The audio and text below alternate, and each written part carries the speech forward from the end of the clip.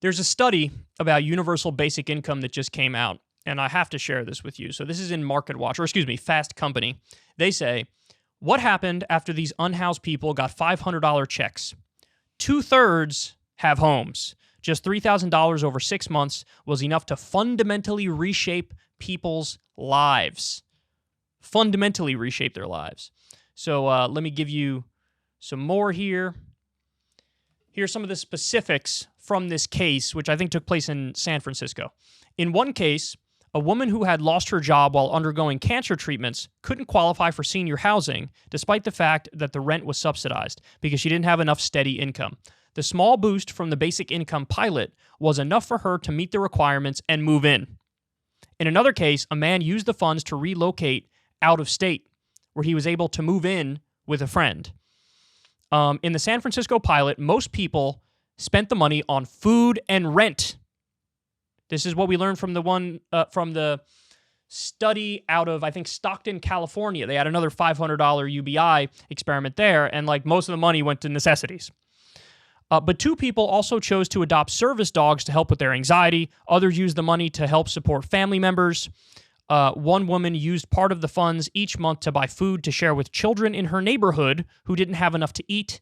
Another used some of the money to buy gas to get to work and clothes to wear on the job. A person with impaired vision bought some audiobooks. The program was unique because it has a strong social component. So it's a nonprofit company that did it. And what they want to do is connect people experiencing homelessness with volunteers who basically become their friends, and they stay in touch with them weekly, and they call them and they text them. And everyone who participated had a volunteer buddy for at least 3 months. And so they'd build a relationship, and then they'd also get the $500 a month. They say 77% of recipients said they had lower levels of psychological distress. 77% said that. So 2/3 who were homeless got homes, even with just a little $500 a month, and 77% had lower levels of psychological distress. So now, look, this is one study. There's been a number of studies done on UBI. Some of them are mixed results, but a lot of them are, very clearly positive. They did in this study almost pre-vet to get people who they thought the money would most help, because it was a very small study. I think it was only like 9 people. But I do think there is something to say about the results. And the point is, sometimes when people are down on their luck, they just need a little bit of help.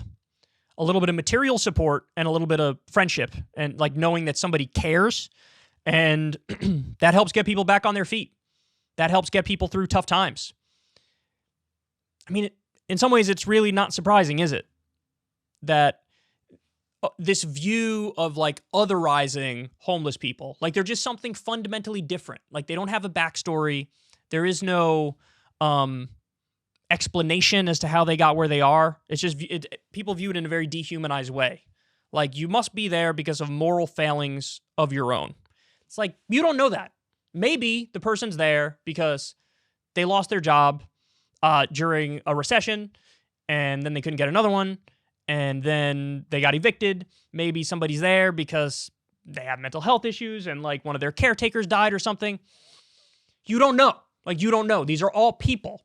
And if anybody tells you their story, it can be enthralling. Like people are really complex and nuanced, and anybody who actually opens up and tells you really what's going on in their lives and how they feel and how they got to where they are, it's going to be interesting. It really is. Because what people tend to do is view themselves in a very complex and nuanced way, where you're this sophisticated being that's been through so much stuff, and you have an inner narrative, and here are all the things that have gone on in my life and how I got to where I am. But we tend to view other people in a surface level way. Like it's just, you kind of lump them into a box of like, nice person generally has their stuff together, or person's a mess, whatever. It's like, no, everybody's got a detailed story, man. And so when you have a situation where, I forgot the number, what is it, 500,000 or something like that, Americans who are homeless, that's not 500,000 personal, individual moral failings. That is the result of a system that's lost its way. at best, really, or a system that was structured to be horrendous from the beginning. So this is, I mean, it's an important study, and yet again, it leads me to the conclusion that UBI is a good way to go. You guys know me. I support paid vacation time by law. I support a 4-day work week. I support universal basic income. And I really think that if you give people a little bit of material well-being, a lot of them will get their act together, you know? A lot of them will be able to clean up and go forward in a way with more dignity and more humanity and more responsibility. And what's the alternative is my other question. What's the alternative? I mean, I support a housing first approach too when it comes to homelessness, but like, what's the alternative? Just let everybody live in a dog-eat-dog world and suffer in silence in perpetuity? I mean, if you want to take that position, okay. But not only is it like callous and immoral, it's also kind of dumb. Ever since Adpocalypse, when YouTube defunded all independent news and politics overnight, we haven't trusted them. We know they can pull the rug out from underneath us at any time. If you enjoy this content, please consider tipping $1 or $2 per month on the Secular Talk Patreon. Link in the video description box below. Thanks for your support.